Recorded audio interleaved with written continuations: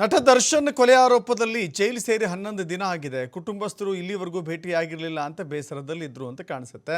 ನಿನ್ನೆಯಷ್ಟೇ ಅವರ ಕುಟುಂಬದವರು ಭೇಟಿ ಆದಮೇಲೆ ರಿಲ್ಯಾಕ್ಸ್ ಮೂಡ್ ಅಂತ ಹೇಳೋಕ್ಕೆಲ್ಲ ಸ್ವಲ್ಪ ಕೊಂಚ ನಿರಾಳತೆ ಇದೆ ಅವರ ಮುಖದಲ್ಲಿ.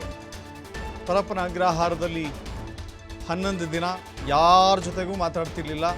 ಮೌನ ಬಿಟ್ಟರೆ ಬೇರೇನೂ ಇಲ್ಲ. ಯಾರ ಜೊತೆ ಮಾತಿಲ್ಲ, ಕತೆ ಇಲ್ಲ. ಮೌನವಾಗಿ ಅತ್ಯಂತ ಸಪ್ಪೆಯಾಗಿ ಇಡೀ ದಿನ ಜೈಲಿನಲ್ಲಿ ಕೂರ್ತಾ ಇದ್ದಂಥ ದರ್ಶನ್ ಇದೀಗ ಸ್ವಲ್ಪ ಪರವಾಗಿಲ್ಲ ಅನ್ನೋ ರೀತಿಯ ಮುಖದ ಭಾವ ವ್ಯಕ್ತಪಡಿಸ್ತಾ ಇದ್ದಾರೆ.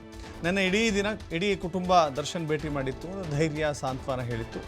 ಮಾನಸಿಕವಾಗಿ ಕುಗ್ಗಿದ್ದಂಥ ದರ್ಶನ್ಗೆ ಧೈರ್ಯ ಹೇಳಿದ್ದಾರೆ ಕುಟುಂಬಸ್ಥರು ಭೇಟಿ ಬಳಿಕ ಒಂದು ರೀತಿ ನಿರಾಳತೆ ಕಾಣಿಸ್ತಾ ಇದೆ. ಸ್ವಲ್ಪ ಸುಧಾರಿಸ್ದಂಗಿದೆ. ಏನು ಇಷ್ಟು ದಿನ ದರ್ಶನ್ ಇರ್ತಾ ಇದ್ರೋ ಒಂಥರ ಡಿಪ್ರೆಸ್ಡ್ ಮೈಂಡ್ ಸೆಟ್ಟಲ್ಲಿ ಅಥವಾ ಬೇಜಾರಲ್ಲಿ ಆ ಮುಖಭಾವ ಇರ್ತಿತ್ತಲ್ಲ, ಈಗ ಒಂದು ಸ್ವಲ್ಪ ಪರವಾಗಿಲ್ಲ ಅನ್ನೋ ರೀತಿಯಲ್ಲಿ ಇದ್ದಾರಂತೆ.